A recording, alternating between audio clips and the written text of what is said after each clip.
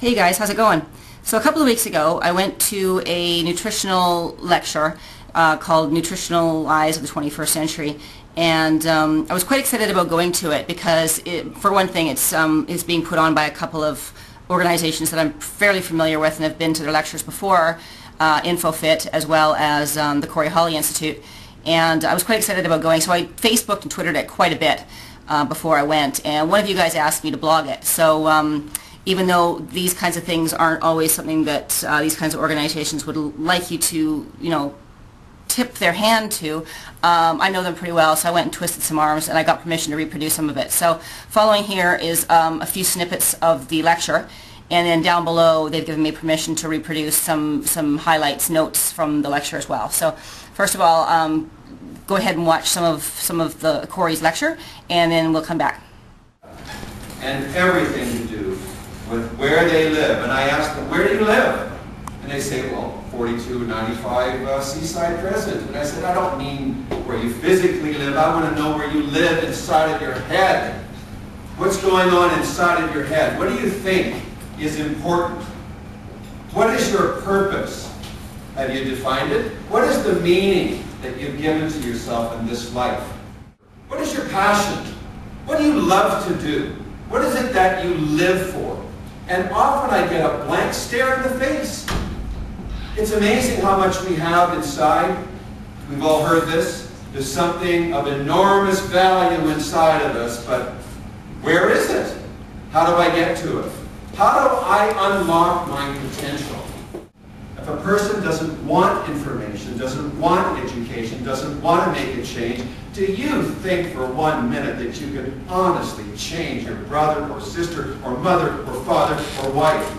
Can you stop them in their tracks? Can you beat them on the head with a bat? Can you make them stop over-drinking and killing themselves? You can't legislate that. You can't pray to God to make a change. It doesn't work. Believe me, I've tried. You know what you have to do? You have to focus on yourself. You have to resurrect yourself. You have to make yourself shine so bright that the light that burns from inside of you motivates everyone around you. And they want to be like you because you've got beautiful skin and you're lean and you've got abs and you're chiseled and you feel good and you've got lots of energy and you're 75 and you're riding horses and you're traveling. That is humanity, like a Spartan. My goodness, we've evolved in the wrong direction. We forgot that we live in a body. Number one, milk. That is the number one nutritional lie. We've all been sold a bill of goods. And let's look at the contrast from the mother as a mammal, as a human, who bears a child. And what ideally should she do? What are the glands there for?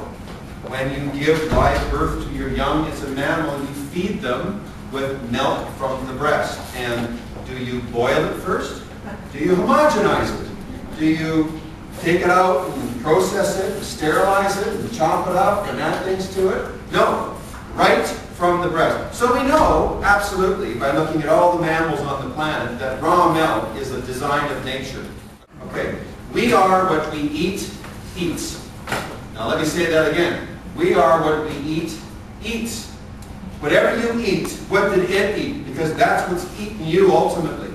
Now, to me, putting a child on formula is just sick. I can't even imagine it. It's so far removed from real food. How easy it is to eat crap when it's all around us. Now, if you and I were transported to the Amazon jungle and you had a weight problem because you were addicted to Oreo cookies, believe me, that would be gone. You would eat bark and fish and roots. And how much of that stuff could you gag down before you couldn't eat anymore? Really, natural food has a built-in buffer. You can't overeat it. You can only overeat junk. Think of it. How many apples can you eat in a row? Like how much broccoli can you eat? If you're truly bulimic, you're heading to 7-Eleven and Max. That's where you're going. You're getting the ice cream and the chocolate bars and the junky, gooey, milky, gunky stuff that gives you the pleasure of an addict. So cereals are a huge load of sugar coming at you. The wheat, the corn flakes, with special K, loaded with sugar, corn syrup, all genetically modified. But what you've got is this gigantic amount of sugar. That's what carbohydrates are reduced to. And everyone that lives on this stuff is being set up for insulin problems. Bread is also super high in sodium, and sodium, too much of it, guess what it causes? Cancer. Now, I bet you're not thinking of cancer when you think of sodium. I bet you thought high blood pressure. That's the deception. That's the sucker punch. You know who started it? Napoleon. He had a contest. Who can make a cheap substitute for butter, and we're going to feed it to the military and to the common people.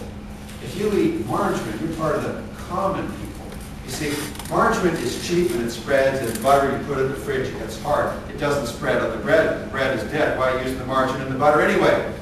You see, our whole habits are based around the wrong stuff. If you never eat bread, that means you don't have sandwiches. What are you going to eat? My God, is there life after sandwiches?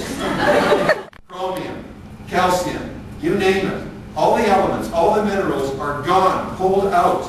You know that the body is so beautiful that it will do whatever it can to stay alive, even to the point where you feed it improperly and you're completely unfit, you're not trained, your VO2 max is right down on the ground. With every breath you take, you're creating cancer in your body. So vitamins are essential, and we don't get enough of them in the food supply. The lie is that, have you ever heard this? You get everything you need in the food you eat. And didn't we just confirm the fact that not one person in this room, those of you who have a massive interest in health, even knows exactly what you need? So if you don't even know what you need exactly, how can you possibly determine logically that the food supply, which is completely compromised, the one that you grew up on, how could you possibly believe that it's giving you everything that you need? Well, I'm alive, you say.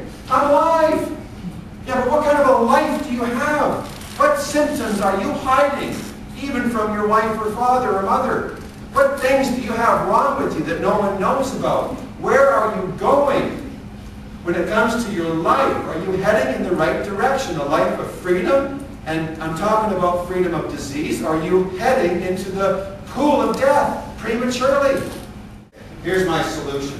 You eat whole, fresh, natural foods. You find joy in doing it. You don't compare yourself to your neighbor or your friends or your father or your mother or your husband. You stop comparing yourself.